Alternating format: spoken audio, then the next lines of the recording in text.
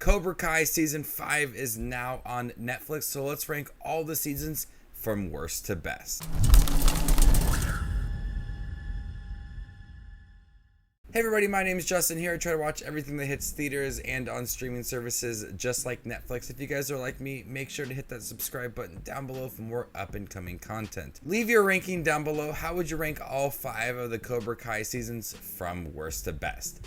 Coming in last place is Cobra Kai Season 2. While I do enjoy every single season of Cobra Kai, there has to be a worse one, and I think it is the second season. It's a little too cheesy for me. I did like bringing Kreese back and some of the dynamics of that relationship and how evil Cobra Kai can really be. And I did like some of the relationships that did develop, especially between like Robbie and Daniel, and then some of the epic fights at the end. But for me, it's the cheesiest one of them all. And yes, most of the seasons dive into something a little too cheesy for me. Second season's a little too over the top for me. Exploring more of Daniel and Johnny's relationship and how it's so conflicting to them is a highlight within the series, and it's gotten better throughout the seasons, but that second season, coming off of that first season and then having Kreese thrown back into it, there's a lot of things that are halting this relationship from developing, and the second season explores that pretty well.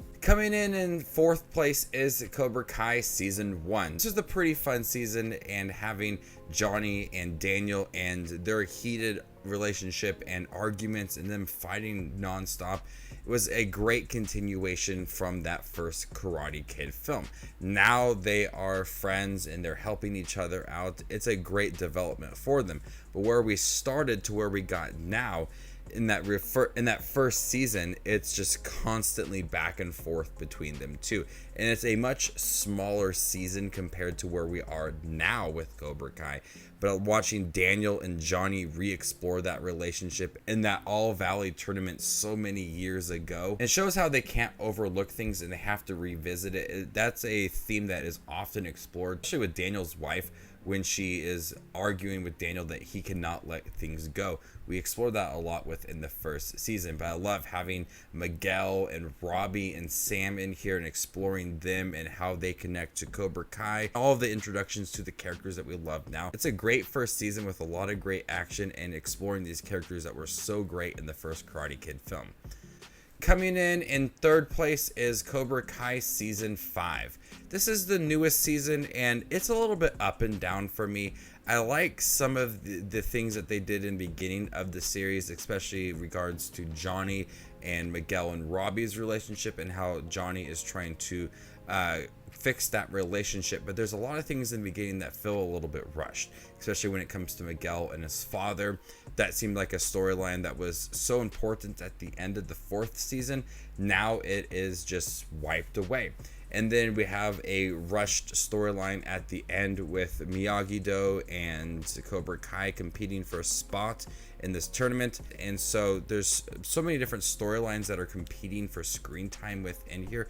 And ultimately, a lot of them do feel rushed. A lot of great development coming from Daniel's side as he is struggling with what had happened at the end of the fourth season, and he is really upset and he's really angry with a lot of things, and it's challenging his relationship with his wife, and seeing him overcome that was strong within this fifth season. But Terry Silver in the fifth season is absolutely evil, and you just question, is he worse than Kreese? And we have a lot of Terry Silver in here, and him just terrorizing Daniel LaRusso and Johnny Lawrence so many times in here just really shows how evil Cobra Kai can be. So I did like the fifth season. It's a little bit rushed at times. Certain storylines feel like they're not important, but overall I did like the season. Coming in second place is Cobra Kai Season 3. Season 3 added a lot of depth to the characters, especially Kreese and the backstory and why he acts the way he does and his philosophy to Cobra Kai. I like that depth given to some of these characters. And we see Johnny realizing that he has to team up with Daniel to stop Kreese. And we have Terry Silver introduced towards the end of that. But I love how they took a step back from Johnny and Daniel and them arguing and realizing that they have to work together, which makes the fourth season so well. You see the characters that have hated each other for so long trying to overcome that. And the third season is just the tip of the iceberg for that. But there's a lot of great action. A lot of these characters are becoming stronger with Peyton List as Tori and Sam and Hawk and Miguel and Robbie. These characters are having a strong development within this third season. And this is the first one to hit Netflix after Netflix acquired the rights to Cobra Kai, and it's awesome. It's action packed. I love the depth given to these characters, but that fourth season is the best one. So coming in first place is Cobra Kai season 4. Watching Johnny and Daniel team up together, that was what I was looking forward to seeing. And it isn't perfect. It's great where it is now, but that fourth season works so hard at developing that relationship, and it's so fun to see them work together. And they are going to argue, they're going to butt heads, they're going to agree with each other at times. Seeing how they're going to overcome things for the sake of the teenagers is so great. And seeing Kreese just overtake Cobra Kai and having Terry Silver in here and people sabotaging each other and stabbing each other in the backs constantly, it is a season that is constantly moving and adding new elements to the story and the development for the teenagers and relationships that are growing outside of Miyagi-Do and Cobra Kai. It does a great job with the writing of the characters and those action scenes as well. There's so many action-packed scenes when the teenagers are fighting against each other. That shows the dramatic tone for the series and that conflict Miyagi-Do and Cobra Kai have.